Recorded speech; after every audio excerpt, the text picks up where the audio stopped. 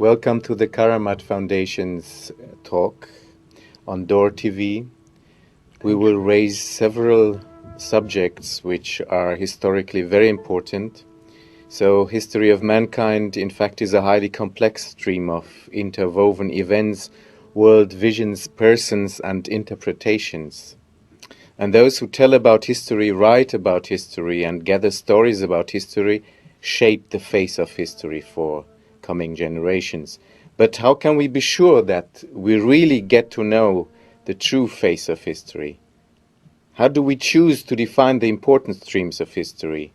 And how do we make sure that our consequences for our daily life and the challenges of present time are based on a proper evaluation of history? So, in a series of movies now about developments in the history of mankind that have been distorted, mixed up and abused for certain reasons by tyrants and power brokers, we will put some light on hidden layers of our common history as mankind. We will do this by interviewing you, Dr. Azmayesh, who is an outstanding expert on religions, sources of religions, and historical contexts.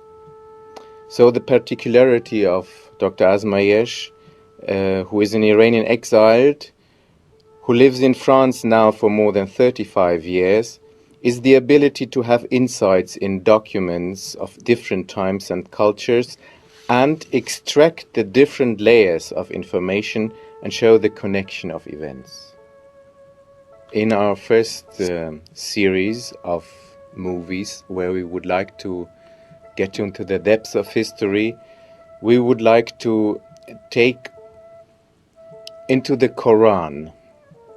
We would like to go into the depth of the Quran, where the Quran talks about different religions, like the Christian religion and the Jewish religion.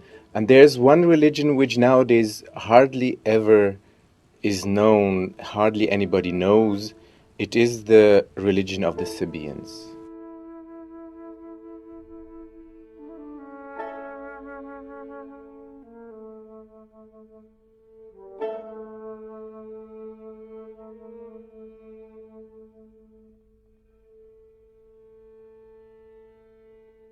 I start to thank you, Karamat Foundation, to bring this light in the historical evolution of monotheism in the Middle East and in the world entire, and the influence of this monotheism in other countries and on other civilization, of course.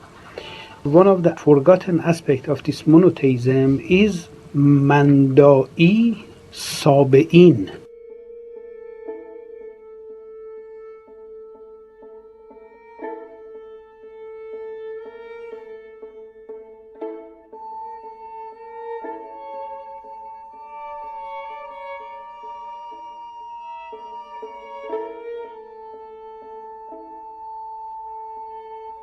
It is important to know that the name of the religion of Zoroaster is mentioned only one time in the Quran, but the name of Sabean is mentioned at least 3 times in the Quran between the monotheistic people who believed to one God and who were following certain sacred and holy books. You mentioned the Mandaean Sabaean. Where does this religion come from? Where does it appear in history? These are people who were named Muqtasile. They were connected to the living prophet of their time, and in order to be connected to this prophet, they needed to be initiated in the river, in the running water. And we know that they consider Saint John the Baptist as their prophet, and the tradition to which they are depending is referring to Saint John the Baptist. So when we go back to the text, to the canonic evangelium and to the fundamental text of Christianity, we see that this tradition is mentioned properly In the Gospel of Saint John Apostle, Saint John Evangelist, he explained about teachers and the masters who were related to Saint John the Baptist, who had the authorization from their master to initiate people in their time after the death of Prophet Zachariah in the river of Jordan, and to connect them to the soul and to the leadership and to the guidance of the new master who was Saint John the Baptist.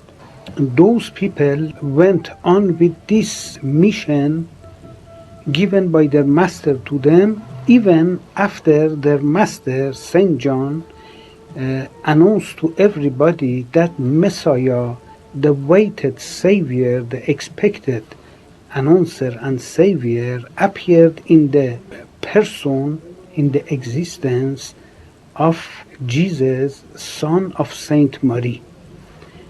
So after this moment, Jesus gave from his part the authorization to certain disciples of him to go and to initiate people according to tradition of Saint John in the river of Jordan, and to connect them to himself. But the student and the disciples and apostles of Saint John were going on with their own authorization, and they connected people to their master. So from this moment, as it is written in the Gospel of Saint John Apostle, we see that two branch of Gnosticism and mystical ways parallel to each other started to appear in the history. One became famous after Jesus under the name of Christianity, Christian Gnosticism, and other one was named and famous under the title of Mu'tasile or Sabe'in or Mandai. Can you describe the region where this religion was lived by, where this religion had its adherents? So it means that it was certainly in the time of Saint John the Baptist, and after Jesus Christ himself and the disciples of both of them. It was around Jerusalem and Jordan and all of the rivers in that region. But after the capitation of Saint John, the disciples of Jesus and Saint John, they were spreaded wherever in the world, and especially in the time of the king of Ashkanid dynasty, they were invited to go in Iran and to take place in the region of Mesopotamia next to the capital of Iran of that time, where there are several rivers like Euphrates, Tigris, Karun, Karun, and those people remain there till now. Till nowadays they are living there and they are keeping their tradition, and they have their books. The main book that they are using is named Zabur. It is very important book. They have their incantation. So you are telling that these people were keeping the language, which was Syriac Araman Yes, language? Absolutely, yes. And you are telling that there are still some people who live in the south of Iraq and Iran, probably in the marshlands where there's a lot of water. And you mentioned Zabur. Zabur is the book, the holy book of the Sabaeans. Yes.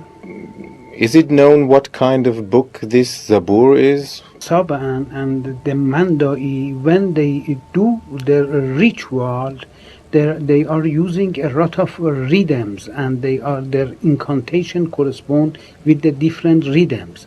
And all of this rhythmical incantation that they are using when they are doing their ritual into the river or elsewhere, when they would like to initiate somebody to this branch of golden initiation, they are using all of this incantation. It is a rhythmical book, and we know that in the history two sacred and holy books was mentioned under the title of Zabur, both of them full of hymn and sacred rhythmical incantation. One was done by Prophet David and another one by Prophet Mani, son of Fatak, who was somebody from exactly that region and that people. So let us be clear in terms of times. You mentioned that there were two streams where St. John was decapitated and there was this event of crucifixion. You mentioned that the students who followed John the Baptist, they went eastward along the river towards maybe the places of nowadays. The Sabaeans are nowadays still there, but in terms of time, were they a big community who spread in certain time over more regions, or were they always little communities? In terms of time, for example, when the Quran was written, or in terms of time when Muhammad lived, he must have known some Sabaeans as they are mentioned in the Quran. How did this happen? Can you describe in terms of time how this evolved? So this community was living in that region in Iraq of today, in the south of Iraq of today, and the south of Iran in the region of Khuzestan, because there are several rivers in that. They need to be close to the running water.